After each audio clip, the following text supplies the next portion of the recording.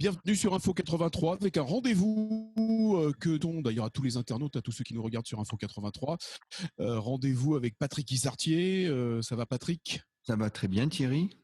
Bon, toujours confiné bien sûr. Oui, On le rappelle, carrément. nous respectons jusqu'au 11 mai effectivement le confinement en télétravaillant de notre domicile et pour Patrick du bureau. Alors nous allons aborder un thème.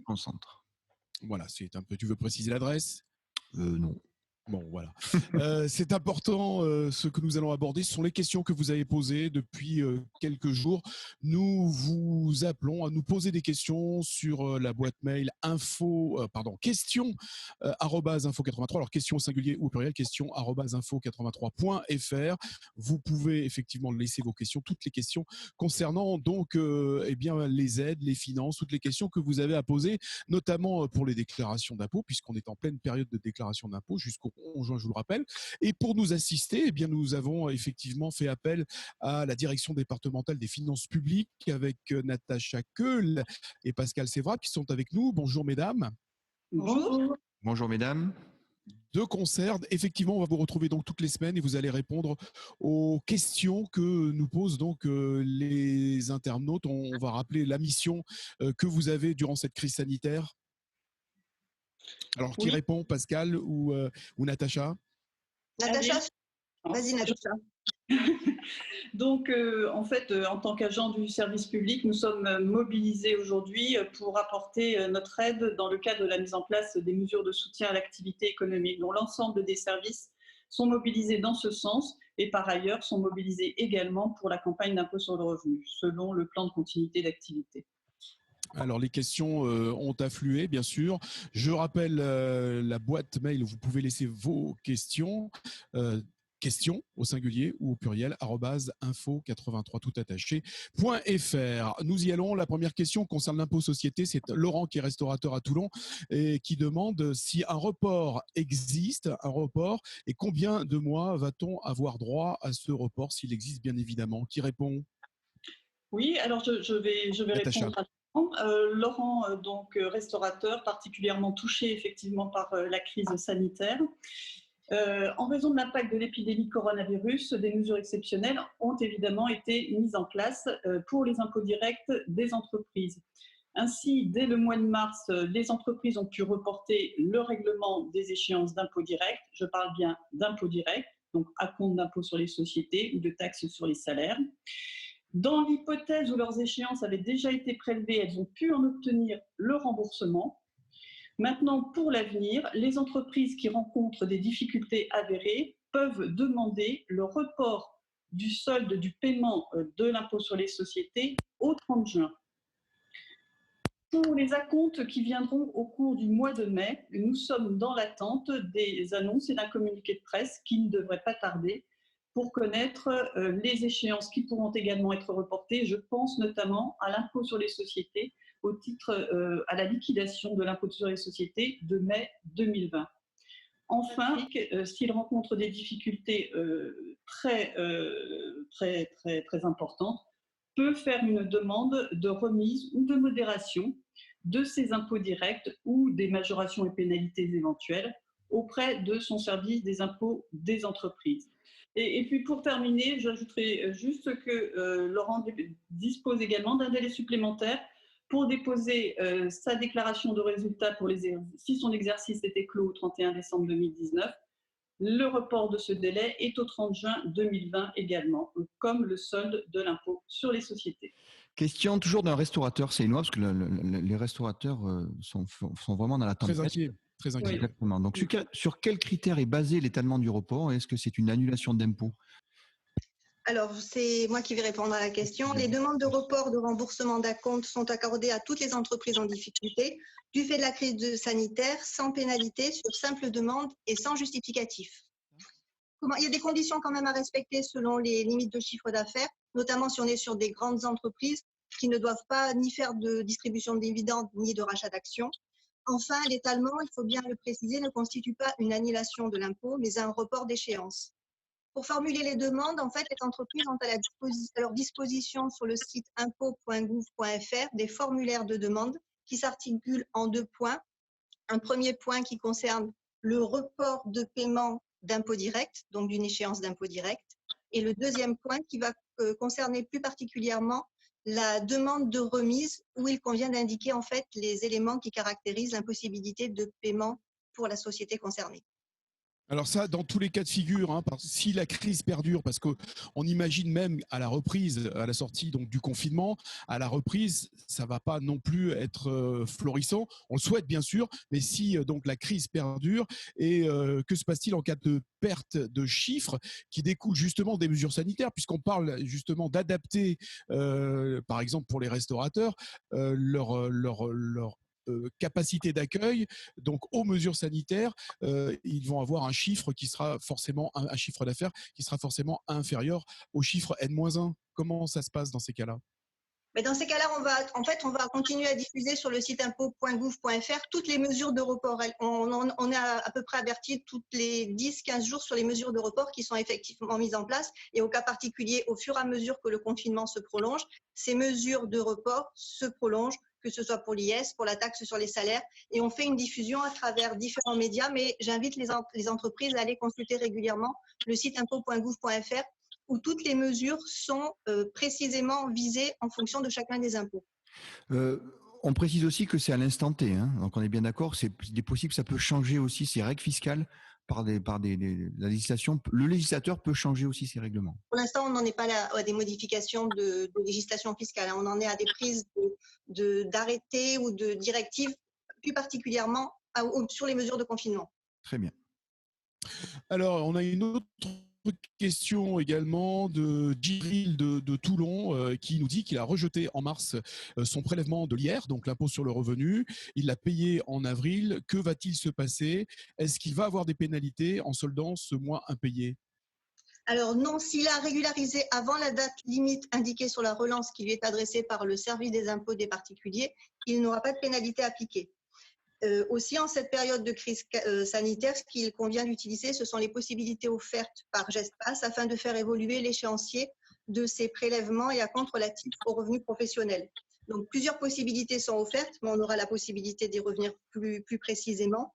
Et enfin, dans ce contexte Covid-19, les services traiteront l'année prochaine, au cas par cas, bien sûr, de chaque dossier, les éventuelles demandes de remise de sanctions qui seront susceptibles d'avoir été appliquées s'il y a eu un problème dans les délais au moment où on a demandé sa remise ou sa modération d'acompte.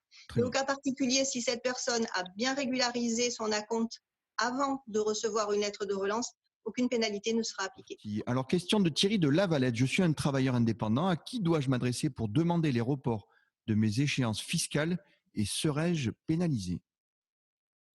Alors Thierry, oui, en tant que travailleur indépendant, vous pouvez bénéficier des mesures exceptionnelles qui ont été mises en place également pour les entreprises. L'ensemble de vos démarches, alors il peut s'agir d'une modulation ou d'un report de vos acomptes, sont à effectuer sur votre espace particulier sur le site impôt.gouv.fr et à la rubrique « Gérer mon prélèvement à la source ». Thierry, j'attire votre attention sur le fait que toute modulation ou report d'acompte doit être faite avant le 22 du mois pour lequel les modifications sont souhaitées, pour que ce soit bien pris en compte pour le mois suivant. Voilà, c'était la réponse pour Thierry. Merci Natacha. Une autre question qui nous est venue toujours sur le site question au singulier ou au pluriel @info83.fr, info sans S, hein, je vous le rappelle, question @info83.fr. Si vous avez une question, n'hésitez pas à la poser. Les services financiers sont là pour y répondre. Des finances publiques, pardon. Donc une question qui nous vient donc de Toulon. Voilà, c'est une travailleur indépendant, Nadine. Est-ce que la commission des chefs de services financiers, la CCSF, est toujours active ou elle est remplacée par un autre service? Est-ce que je peux cumuler, nous dit Nadine, ces interventions fiscales pour l'interrogation?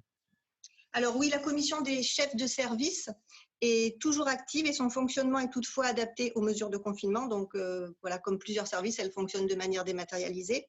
Donc en cas de difficulté à régler une échéance fiscale ou sociale, la CCSF, dont le secrétariat est assuré par la DGFiP, donc chez nous, à la Direction départementale des finances publiques du Var, peut toujours être saisie. Les entreprises qui sont impactées par la crise Covid peuvent désormais saisir la CSF de manière simplifiée. Elles disposent à cet effet d'un dossier simplifié sur le site impôt.gouv.fr Alors, je les invite à aller plus spécifiquement dans « Je suis en situation difficile ». Et là, vous avez une case CCSF et Codéfi Série, qui sont différents organismes. Et là, elles peuvent trouver ce dossier simplifié. Il sera à déposer auprès du secrétariat, dont les coordonnées se trouvent également sur le site impôts.gouv.fr. Et le secrétariat sera éventuellement amené à recontacter la personne s'il y a besoin de compléter les éléments qui ont été donnés en première approche. Enfin, les entreprises qui bénéficient d'un plan CCSF peuvent bénéficier des mesures exceptionnelles qui ont été mises en place. La seule exception concerne les entreprises qui se trouvent en liquidation judiciaire au 1er mars 2020. Pascal Sévrac, merci au nom de la France et surtout au nom de Nadine. Merci beaucoup. Patrick, une autre question? Oui, tout à fait. Donc, on va aller à la garde maintenant. Un auto-entrepreneur. Alain, quelles sont les conditions pour obtenir le fonds de solidarité et est-il encore valable au mois d'avril? Alors oui, le fonds de solidarité a été renouvelé et abondé pour le mois d'avril. Les conditions sont les mêmes avec quelques assouplissements que celles qui étaient exigibles pour le mois de mars. Il faut que l'effectif soit inférieur ou égal à 10 salariés, que l'entreprise réalise un chiffre d'affaires inférieur à 1 million d'euros, et qu'elle ait un bénéfice imposable sur le dernier exercice clos inférieur à 60 000 euros. Autre condition, l'activité doit avoir débuté avant le 1er mars 2020 pour le fonds d'avril, c'était le 1er février 2020 pour le fonds de mars, et elle ne doit pas être en liquidation judiciaire au 1er mars 2020. Une autre petite précision, ce qui n'est pas le cas de votre auditeur puisqu'il est auto-entrepreneur, mais pour les sociétés, celles-ci ne doivent pas être détenues capitalistiquement par une autre société. Alors, quelles sont les deux conditions qui ne sont pas cumulatives, qui sont alternatives?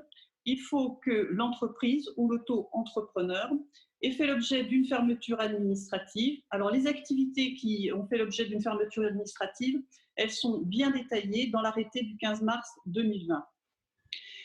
Ou, si elles n'ont pas fait l'objet d'une fermeture administrative, qu'elles aient eu une baisse de chiffre d'affaires d'au moins 50% entre avril 2019 et avril 2020.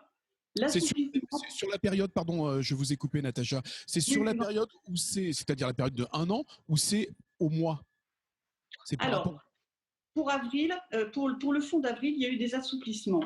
Auparavant, pour le mois de mars, c'était bien effectivement une comparaison entre le mois de mars 2019 et le mois de mars 2020, avec quelques exceptions pour ceux qui avaient été en congé maternité ou quelque chose comme ça. Pour avril, c'est un peu plus simple, c'est-à-dire qu'on va pouvoir comparer par rapport au chiffre d'affaires moyen, ce qui va nous permettre d'intégrer beaucoup plus de bénéficiaires parce qu'il y avait beaucoup de cas particuliers un peu exclus du premier fonds.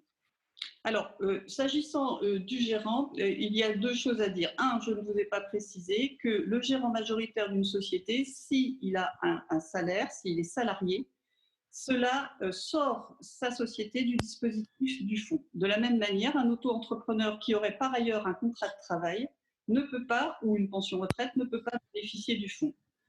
Pour les gérants, leur situation rentre en compte aussi pour la détermination du bénéfice qui doit être inférieur à 60 000 euros. Ce bénéfice, on le calcule en ayant intégré tout ce qui est versé au gérant, c'est-à-dire sa rémunération et cotisations incluses, cotisations sociales incluses, si elles ont été déduites du bénéfice de la société. Alors, j'attire l'attention de toutes les personnes qui souhaitent bénéficier du volet 1 du fonds de solidarité, notamment sur une des principales causes de rejet de ce fonds qui réside dans les coordonnées bancaires qui sont saisies dans la demande.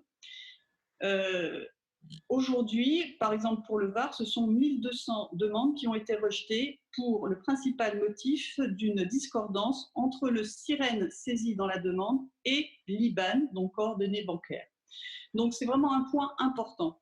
L'une des principales précisions que je souhaite apporter, en dehors de veiller à la qualité de la saisie de l'IBAN, c'est que pour les auto-entrepreneurs, la demande peut être faite sur le compte bancaire personnel de l'exploitant.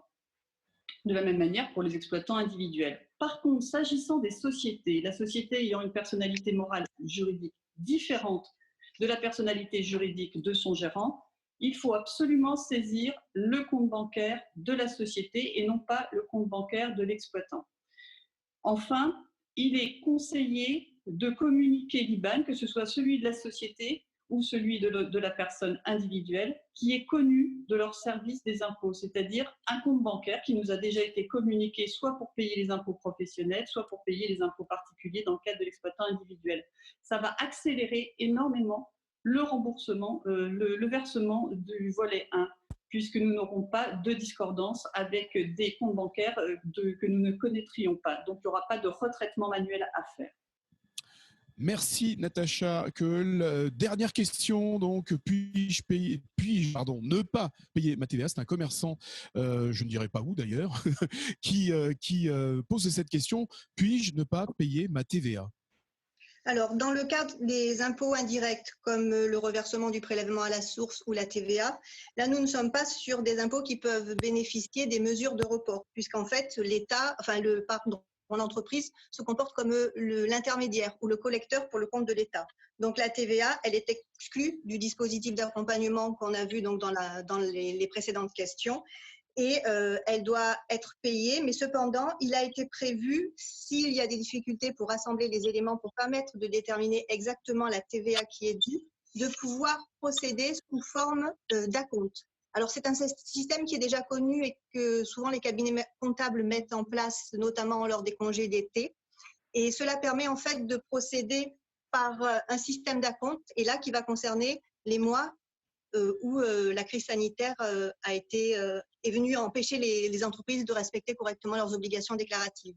Donc, pour la déclaration du mois de mars à déposer en avril, elle pourra, à défaut, correspondre à un forfait de 80% de la déclaration qui avait été déposée au titre du mois de février, ou si en février, on avait déjà commencé à travailler avec un acompte, ce sera 80% de la TVA qui avait été payée en janvier.